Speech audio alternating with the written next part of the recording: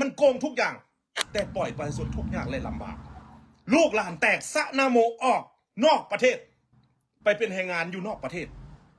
ย้อนอย่างพี่น้อง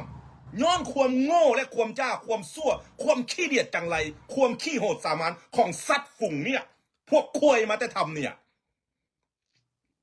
แก้วมันส่วนเขาเลยจูงดังเข้ามาปุ้นซาดปุ้นแผ่นดินมาบังหน้าเพื่อจะเอาทรัพย์สมบัติของซาดไปป่าไม้ดินดอนต้นหญ้าทุกสิ่งทุกอย่างแก้วเอาไปคูณห้างคูณมีประเทศมันเจริญห้างมีในปัจจุบันนี้แต่เวียงจันทร์แท้ๆมีแต่ทางขวยพวกสัตว์ปกของประเทศอะแล้วพี่น้องประชาชนยังจิบุตื่นวะพี่น้องข้าพเจ้าก็เป็นคนลาวมีบรรพบุรุษเป็นลาวและเกิดอยู่ประเทศลาวและเว้าภาษาลาวอยู่เนี่ยข้าพเจ้าก็อยากให้ชาติลาวเจริญก้าวหน้าข้าพเจ้าบ่อยากให้ประเทศลาวเป็นฐานะเป็นคนขอทานนะเผด็จการชาติชั่วมันเป็นฐานะขอทานแดกพี่น้อง49 ปีมันได้แต่ขอทานแดกแล้วจะฝากชีวิตและอนาคตของชาติให้เจริญก้าวหน้าจากพวกมันได้วิธีใดฐานะมันเพียงแต่ปุ้นชาติปุ้นแผ่นดินแดกขอทานตั้งชาติแดกนะพี่น้อง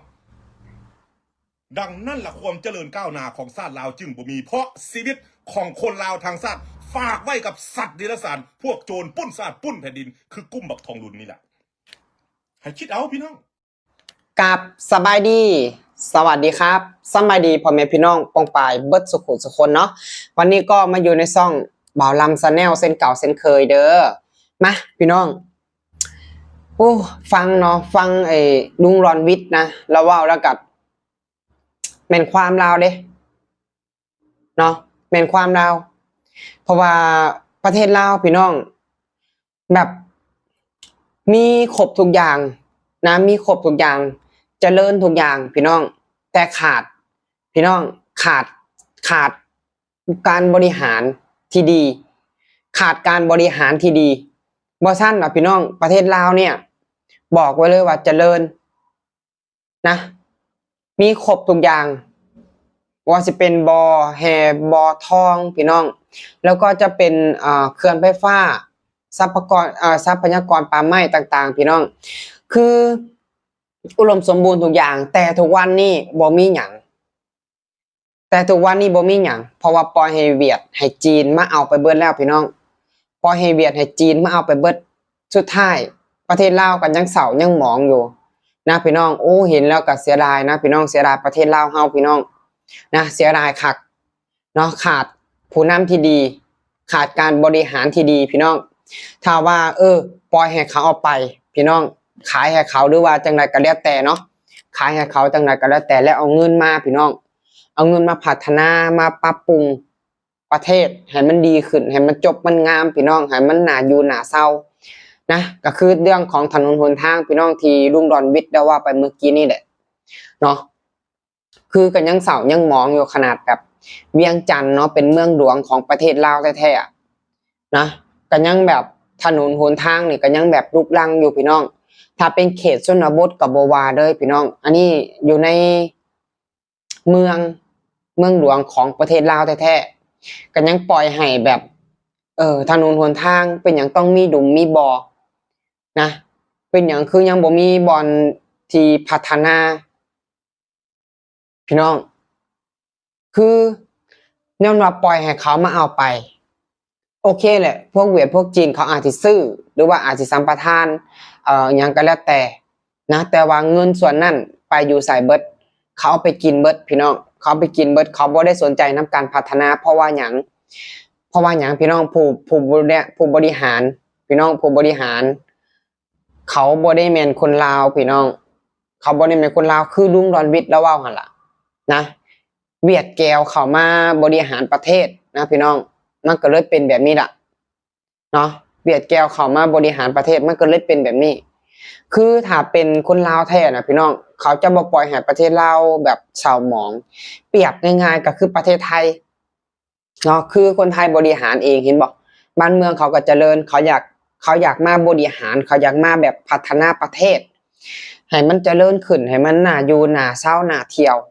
เห็นบ่พี่น้องมันก็เจริญแต่กับประเทศลาวพี่น้องมันกลับกันบาดนี้พี่น้องผู้ใดมาบริหาร บ่ได้แม่นมาบริหารประเทศมาบริหารเงินมากินเงินพี่น้องนะพอมีหยังก็ต้องไปมาเก็บเอากับประชาชนพี่น้องมาเก็บเอากับประชาชนแต่ละครัวเรือนนะมาเก็บเอาไปใช้หนี้เอาไปอ่าอิหยังจ่ายเงินเดือนทหารต้องมาเก็บเอาเงินนำประชาชนนะพี่น้องประเทศลาวคือบ้านหมอลำอ่ะก็ยังมีอยู่ตอนทุกวันก็ยังมีทุกเดือนต้องนำมาเก็บเดือนหนึ่งเท่าไหร่เมื่อก่อนอ่ะเดือนหนึ่งครัวเดือนหนึ่งอ่ะ5,000 กีบเมื่อก่อน5,000 กีบนี่เมื่อก่อนนะถ้าเป็นเมื่อก่อนก็สิประมาณ20 บาทเมื่อก่อนนะพี่น้องบัดนี้บ้านหนึ่งอ่ะหมู่บ้านหนึ่งอ่ะมันจักครัวเรือนแล้วบัดนี้ในประเทศลาวอ่ะมันมีจักครัวเรือนมันมีจักแขวงมันมีจักหมู่บ้านคิดบวกกันไปเบิ่งพี่น้องบ่ได้แม่นน้อยๆเอาไปเป็นเงินเดือนอันนั้นพี่น้องเอาไปเป็นเงินเดือนทหารส่วนเงินเดือนของภาษีเงินภาษีของประชาชนรัฐเอาไปกินเองนะพี่น้องผู้บริหารเอาไปกินเองนี่ล่ะพี่น้องประเทศลาวมันถึงบ่ไปสายจักเถื่อการจัดการบริหารบ่เป็นหรือว่าเป็นอยู่แต่ว่าเขาบ่สนใจพี่น้องเขาบ่สนใจนำการพัฒนาการดูแลบ้านเมืองผู้ใดเข้ามาก็กินเงินอย่างเดียวผู้ใดกินอิ่มแล้วก็ออกไปเอาพรรคพวกเขาเข้ามาเองคืออยู่ประเทศลาวเนาะมันจะต่างกับประเทศไทยนะพี่น้องทางรัฐบาลนะรัฐบาลคือ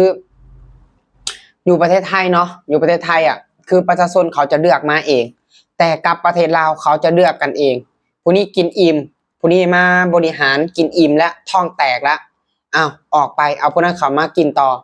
เขาจะพัดกันเข้ามาแบบนี้เรื่อยๆพี่น้องนะแล้วแบบการเว้าการใช้สิทธิ์ใช้เสียงนี่ก็คือยากลำบากบ่ให้ประชาชนเลยเว้าพี่น้องบ่ให้ประชาชนไล่แบบอันนั้นตั้งแต่สูงลงมาหาต่ำนะตั้งแต่ขั้นสูง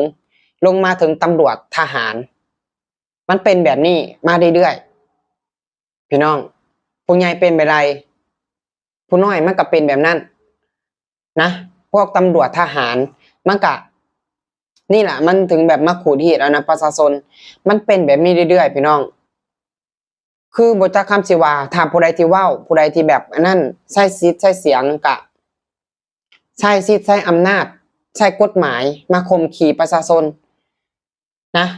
นี่แหละเฮ็ดให้แบบคนลาวหลายๆคนพี่น้องที่ว่าออกมาใช้สิทธิ์ใช้เสียงนะเป็นหยังก็เจ้าถึงแบบอยู่ในประเทศลาวบ่ได้บางคนก็ไปอยู่ในอเมริกาอยู่เกาหลีอยู่ต่างประเทศนี่แหละพี่น้องคือเหตุผลเป็นหยังถึงแบบอยู่ในประเทศลาวบ่ได้เพราะว่าฮู้อยู่แก่ใจหั่นแหละผู้ใดที่แบบเว้าหรือว่าอัดคลิปออกมาเว้าถึงว่าประจานเขาอ่ะเขารับบ่ได้นะเขาก็ต้องใช้อำนาจใช้กฎหมายมาข่มขู่มาปิดปากมันเป็นแบบนี้ประจำพี่น้องประเทศลาวเฮาโคตรเสียดายประเทศลาวเลยนะจังใดก็ขอให้ผ่านพ้นวิกฤตนี้ไปได้ไวพี่น้องคือในใจบ่ล่ำก็อยากให้เป็นแบบคือประเทศเนปาลนั่นน่ะพี่น้องอยากให้เป็นแบบประเทศเนปาลอยากให้เอาจริงๆแบบนั้นล่ะมันจังสิเอาอยู่พี่น้องถ้าบ่เฮ็ดแบบนั้นน่ะเอาบ่อยู่หรอกคือแน่นอนแหละคือประเทศเนปาลน่ะคือทหารน่ะเข้าข้างประชาชนแต่ว่าอยู่ลาวน่ะพี่น้องบ่มีไผเข้าข้างประชาชนหรอกบ่สิเป็นตำรวจทหารก็ไปน้ำนายเขาเบิดนั่นล่ะนี่ล่ะพี่น้องประชาชนต้องมุกหมุนอยู่แบบนี้ล่ะเนาะจังใดก็สู้ต่อไปพี่น้องชาวลาวเฮาเนาะสำหรับคลิปนี้บ่ล่ำก็จะขอฝากไว้เพียงเท่านี้เด้อ